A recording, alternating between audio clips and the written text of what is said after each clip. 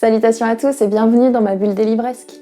J'espère que vous allez tous très bien. Aujourd'hui on se retrouve pour une petite vidéo que j'avais déjà faite sur la chaîne au tout début. Donc c'était mon top 3 des lectures 2019 et aujourd'hui je vais renouveler l'expérience en faisant mon top 5 des lectures 2020.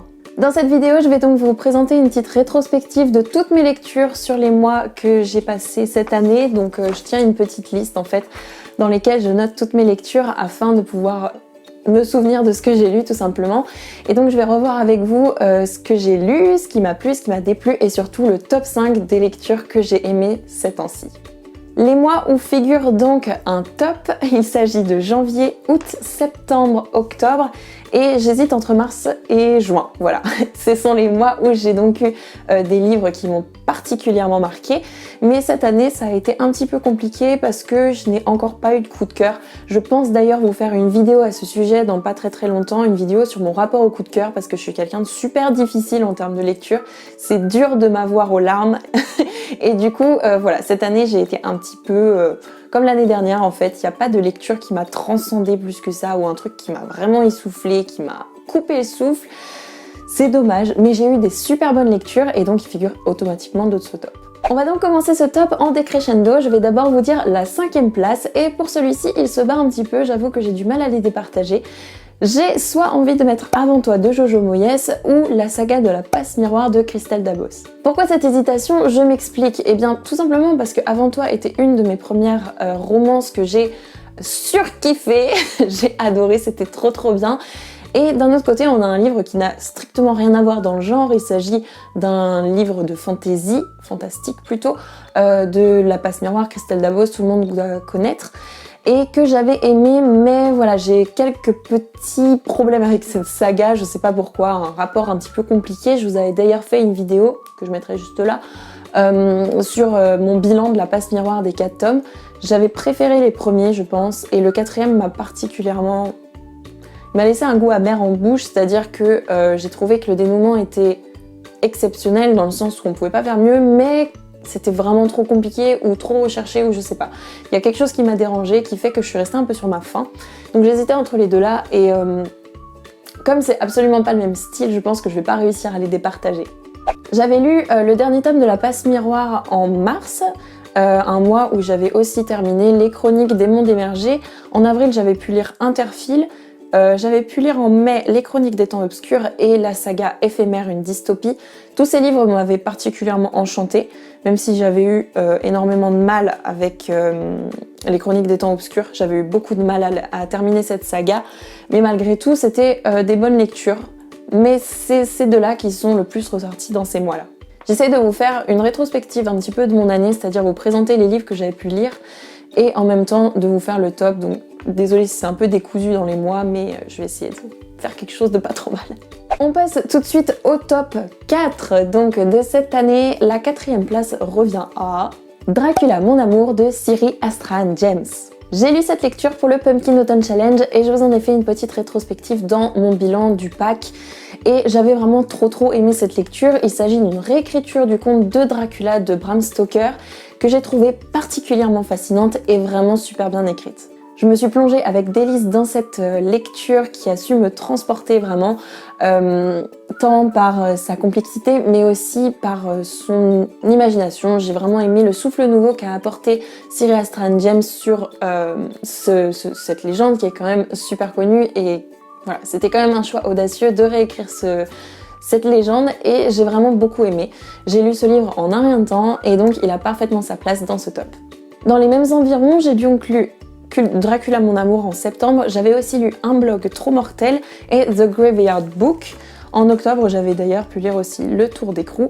Mais parmi ces lectures, c'est quand même Dracula mon amour qui est ressorti parce que celui-là m'a vraiment fait frissonner et je l'ai lu plus vite que les autres. Et souvent ça, c'est... Voilà, quand je lis un livre plus vite que les autres, c'est qu'il me plaît vraiment. La 3e place de ce top revient à un livre que j'ai lu cet été. Et si vous avez un petit peu suivi le contenu de ma chaîne, cet été j'ai quand même un peu plus lu que les autres mois parce que j'ai eu un petit peu plus de temps. Comme je l'ai dit précédemment, en juin j'avais lu Avant toi de Jojo Moyes et la fin de la saga Éphémère, mais je me répète. En juillet, j'ai lu La probabilité statistique de l'amour au premier regard, j'ai terminé Les Chroniques des Temps Obscurs, Puis en août, j'ai eu une petite accélération, j'ai lu Amour, Vengeance et Tante Quechua, La fabrique de poupées, Les stagiaires et enfin une BD, la BD Elf, le tome 1 et le tome 2. Parmi ces livres, lequel donc a été mon chouchou de l'été, il s'agissait de La fabrique de poupées de Elizabeth McNeill.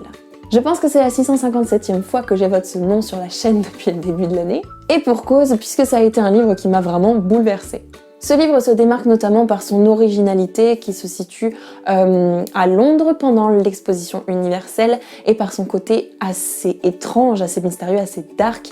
Et j'ai vraiment adoré la plume de l'auteur qui nous a transportés dans un univers vraiment bien à elle et vraiment assez spécial. J'avais notamment beaucoup aimé le fait qu'on suive un point de vue différent de chaque personnage, c'est-à-dire, je m'explique, qu'on a un point de vue assez glauque d'un personnage assez glauque et un point de vue assez clair d'un personnage assez clair. Donc en fait on comprend le point de vue des deux et on a presque tendance à avoir pitié des deux personnages, même s'il y en a un qui a normalement le rôle du méchant. Et j'ai particulièrement aimé cet aspect-là du livre parce que le méchant n'est pas catégorisé vilain, celui qu'on doit forcément battre. Il est catégorisé comme quelqu'un qui peut avoir une maladie mentale assez sérieuse et au final dont les actions sont mal, mais qu'on peut comprendre. Et ça, j'ai vraiment trop aimé cet aspect psychologique du méchant de l'histoire. Le fait est que l'aspect sociétal est hyper présent et la douleur et la violence du monde dans lequel on vit aussi. On a tendance à dire que notre génération est toujours pire et au final, quand on lit ce genre de trucs, on se dit ça a toujours été la merde. Bref, ce livre a été vraiment une super lecture et il mérite sa place de troisième livre, de mon troisième livre préféré de l'année, sans contestation. La deuxième place de ce top 5 revient à un livre que j'ai lu au tout début de l'année, donc celui-là il remonte vachement plus. J'ai donc commencé ma chaîne en janvier 2020 et j'avais lu un petit peu de livres et j'avais notamment participé au Cold Winter Challenge, donc ce livre figurait dans ce Cold Winter. En janvier, j'avais donc pu lire La Passe Miroir, le tome 3, dont je vous ai déjà parlé. J'avais pu lire Frozen ainsi que La fin des chroniques des mondes émergés et le manga, je perds ma voix, et le manga L'attaque des titans, dont je vous avais fait une vidéo ridiculement pathétique. On dirait que je suis malade et que je suis timide et tout. Voilà, j'ai évolué quand même. Et enfin, j'avais pu lire le livre qui catégorisera donc cette seconde place dans le top. Il s'agit de Ex de Thomas Oldesvelt. Celui-là, il remonte alors à mort. Est-ce que je m'en souviens? Oui, parce qu'il m'a vraiment transcendé. Ce livre est un thriller, voilà, tout simplement. C'est un thriller ultra glauque et ultra sanglant et ultra... Il a fait peur, vraiment. Je suis pas une grosse fan de tout ce qui est film d'horreur, c'est-à-dire que j'adore en regarder quand c'est la période d'Halloween, etc. Mais en général pas seule et pas... Voilà, je me dis pas un soir, oh tiens, si je me faisais un petit film d'horreur, c'est chouette. Non, ça m'arrive jamais. Et pour le coup, ce livre est un film d'horreur à lui-même. Et je m'attendais pas du tout à ça, je m'attendais à un petit thriller. Voilà, je lis pas énormément de thrillers, mais il y en a qui sont quand même plus éprouvants que d'autres. Et celui-là, mon Dieu, je m'y attendais pas. C'est justement cette surprise quant à l'aspect si dérangeant du livre qui m'a autant transportée et qui m'a fait faire un waouh, clairement waouh. Si je me souviens bien, on suivait l'histoire d'un village maudit, puisque en fait chaque personne qui y habitait n'avait plus le droit d'en sortir, ou en tout cas à très peu de kilomètres, à cause de cette malédiction de la sorcière qui vivait dans le village, une dame avec les yeux et la bouche cousus qui s'amuse à aller dans les maisons des gens et à surprendre tout le monde. Le fait est qu'elle n'est pas dangereuse, mais qu'il ne faut jamais lui découvrir les yeux ou la bouche.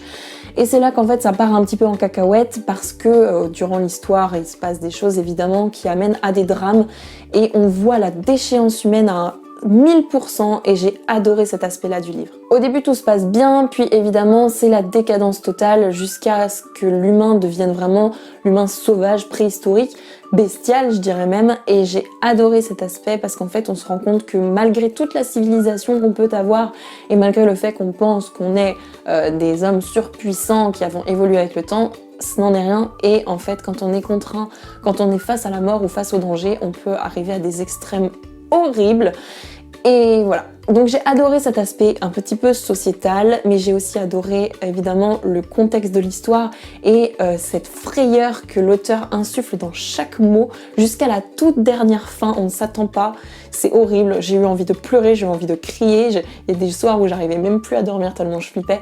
Ce livre a été un petit bijou de sensations et de sentiments, donc voilà, j'ai vraiment adoré et il a sa seconde place, mais dans ce top, mais à 100 000%.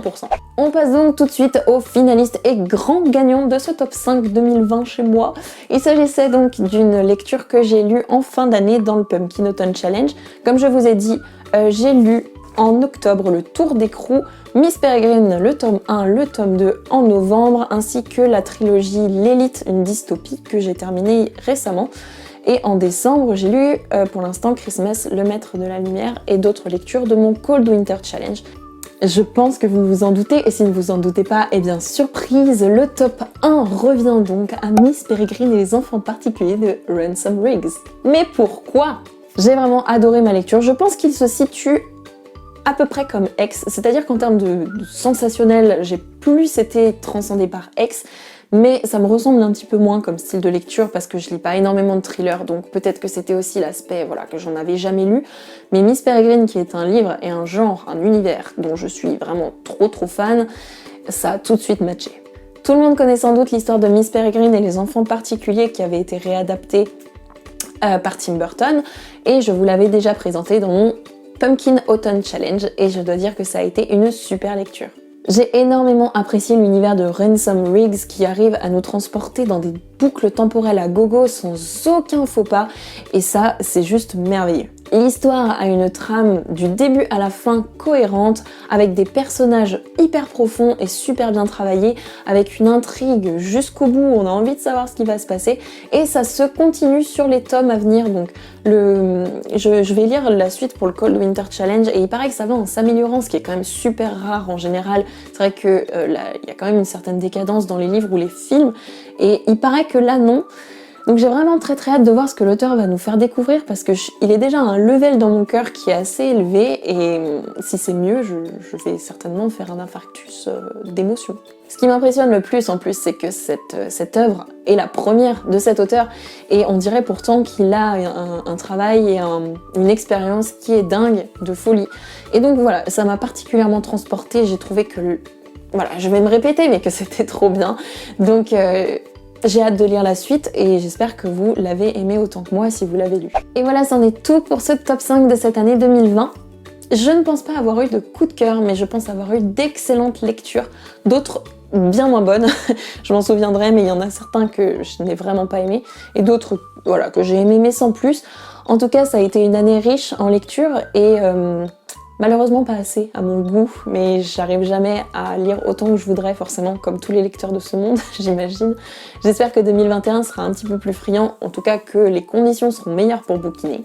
N'hésitez pas à me dire dans les commentaires vos livres préférés de 2020 si vous en avez eu. Est-ce que vous avez beaucoup lu? Est-ce que vous avez peu lu? Comment se sont passées vos lectures? Je suis toujours, je me répète encore une fois, super ravie de vous lire et d'échanger avec vous. Donc n'hésitez pas juste en bas. Sur ce, je vous fais plein de gros bisous, je vous souhaite d'excellentes et gourmandes lectures et je vous dis à bientôt dans la prochaine vidéo. Bye!